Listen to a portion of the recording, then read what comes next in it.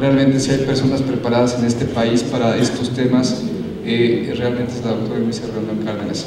Muchas gracias por la asistencia a ambos y el foro de ustedes. Alejandro, te cedo el micrófono.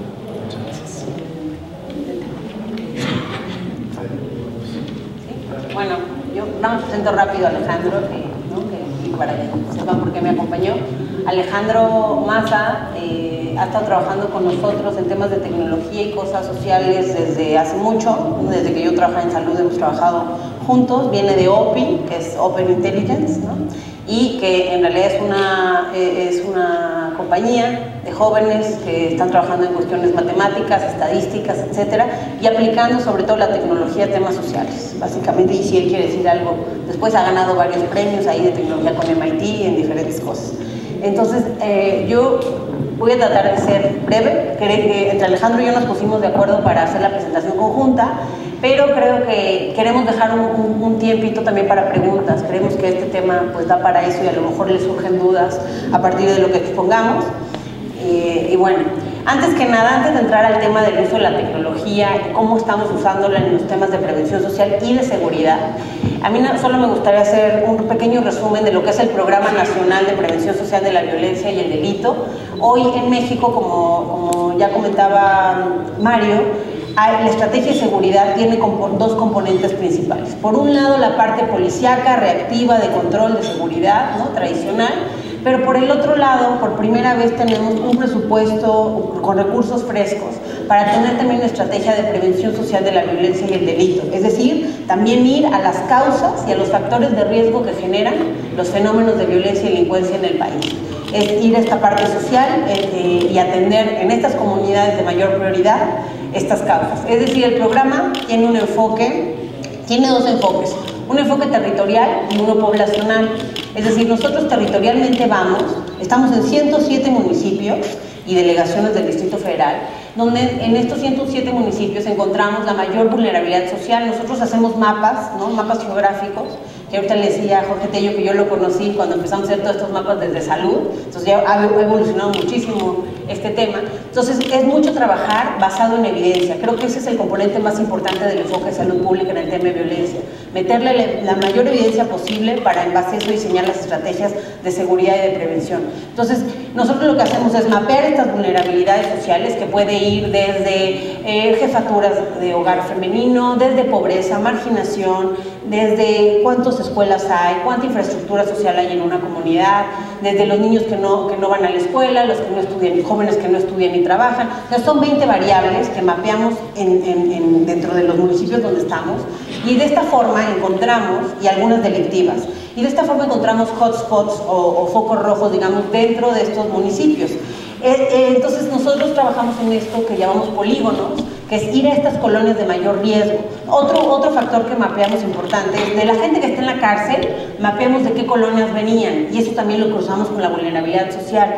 De esta forma escogimos las colonias las que tenía que atender el programa, y es así como está formulado, ¿no? Ir a estas colonias de mayor riesgo. Por supuesto, la apuesta no es a solo cambiar esas colonias, que son entre 10,000 y 20,000 personas los polígonos, y en cada municipio hay alrededor un promedio de 4 polígonos, ¿no? Entonces, la idea es que al tú trabajar en esos lugares que son más conflictivos y con mayor dificultad, el impacto se va a ver en todo el municipio. Nosotros no vamos necesariamente a donde están robando, por ejemplo, pero sí vamos a donde vive a lo mejor el que está robando. Y la apuesta es que también entender por qué está pasando ese fenómeno, por qué esa persona está delinquiendo, por qué está cometiendo algún acto delictivo, por qué está siendo violento, en fin. Y ahí también entran muchas cosas complejas que no voy a explicar hoy, pero también depende del tipo de delito que quieras prevenir, el tipo de estrategia preventiva que vas a armar, y para eso también estamos haciendo diferentes estudios que no voy a explicar hoy. Pero estamos haciendo, menciono un ejemplo para que me entiendan de qué hablo.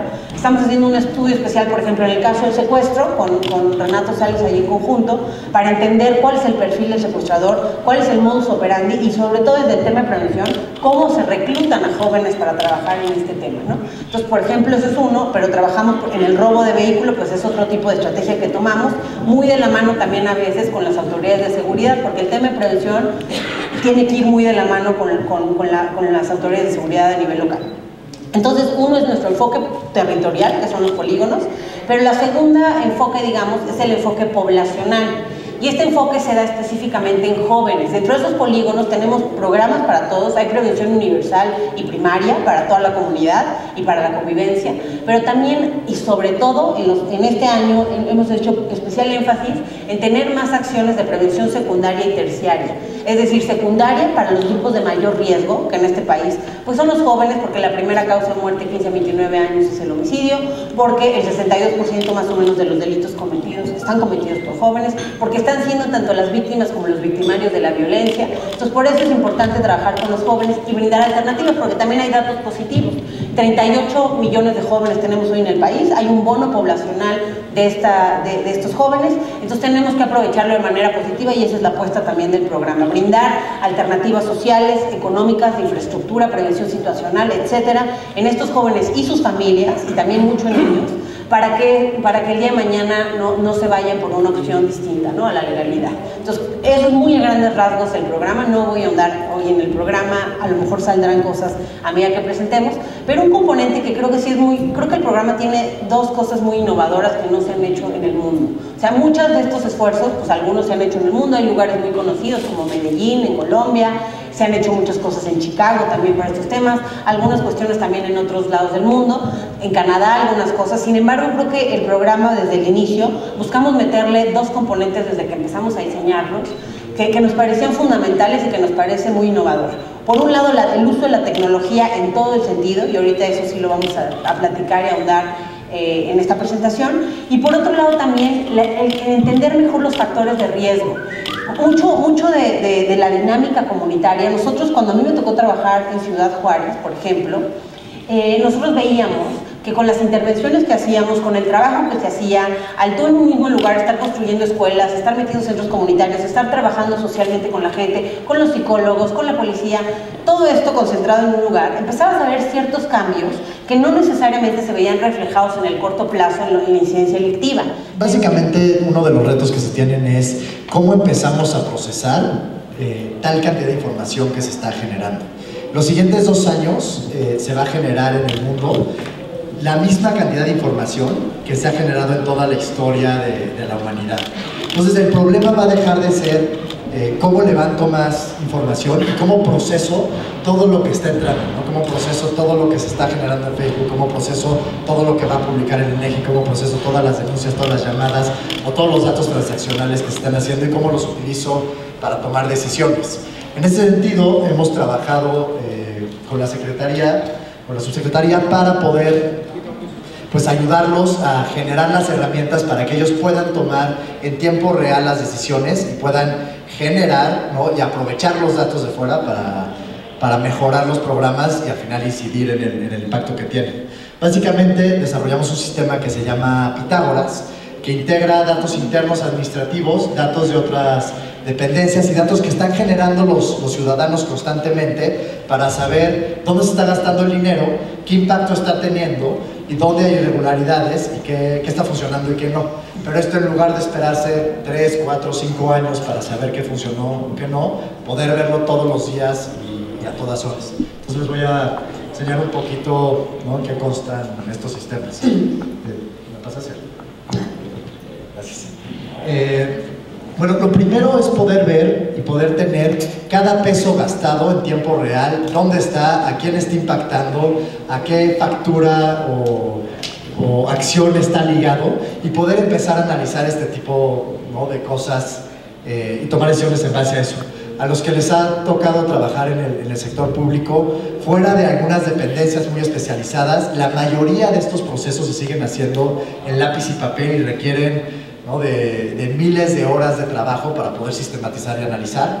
Aquí básicamente quitamos toda la talacha para que los datos ya estén sistematizados, limpios, listos para analizarse y los expertos puedan empezar a tomar decisiones en tiempo real en base a lo que van reportando los estados. El PRONAPRED tiene una complejidad muy grande que como hay mucha libertad de acción en cuanto a lo que los estados pueden hacer con los recursos. Y eso dificulta que se esté verificando que todo esté teniendo un impacto y que todo está funcionando. Y este tipo de sistemas ayudan justamente a mantener la verificación. Esto ya está instalado, esto ya está funcionando y todo se está llevando a cabo en este sistema.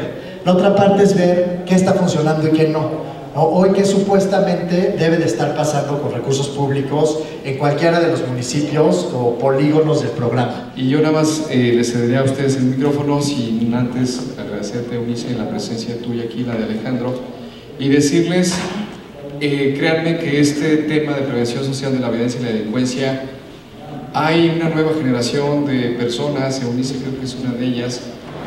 Pues mira, como explicábamos, esto es del Programa Nacional de Prevención Social de la Violencia y el Delito, y justamente nosotros confiamos mucho desde la prevención social en el uso de las nuevas tecnologías, sobre todo sabiendo que hoy en el país tenemos 38 millones de jóvenes, pues es un mono poblacional importante, en donde ellos y cada vez más niños, ¿no?, están relacionados con las tecnologías, y eso también ha hecho incluso que las mamás obligarlas a meterse a estos temas, y a las familias en general. Entonces creemos que es muy importante, sobre todo en un programa ciudadano como es el nuestro, siempre tener ese contacto con la ciudadanía, siempre poder saber su opinión, los problemas y las necesidades en las comunidades en las que estamos trabajando en el programa. Y para ello, como expliqué yo en la conferencia, estamos utilizando la tecnología, o sea, ciertas aplicaciones que la misma gente puede bajar para verificar lo que está haciendo el programa en términos de infraestructura, acciones, talleres, en fin, toda la diversidad de programas que tenemos para la prevención social. La gente puede verificar y puede participar, por un lado.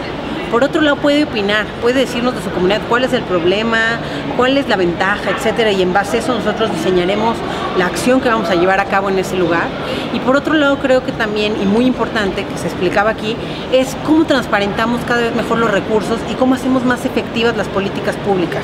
Es decir, todo lo que aquí vimos es evidencia, es decir, son datos, vamos sistematizándolos a través de la tecnología, y eso que nos permite como tomador de decisiones, nos permite cada vez hacer mejor las cosas. Es decir, nosotros vamos a hacer lo que los datos duros nos dicen, lo que la evidencia nos dice, el factor de riesgo que existe en tal comunidad, la problemática, en base a eso diseñamos, y qué es lo que eso da como resultado: gastar mejor el dinero. Entonces, eso significa que con todo este uso de tecnología y sistematización de información, nosotros podemos tomar decisiones basadas en evidencia y realmente gastarnos el dinero en lo que se necesita y tener un mejor impacto en términos de incidencia delictiva, pero también en lo que yo mencionaba, en términos de cohesión comunitaria, en términos más de dinámica de las comunidades, ¿no? Entonces creo que eso es lo importante de la plática.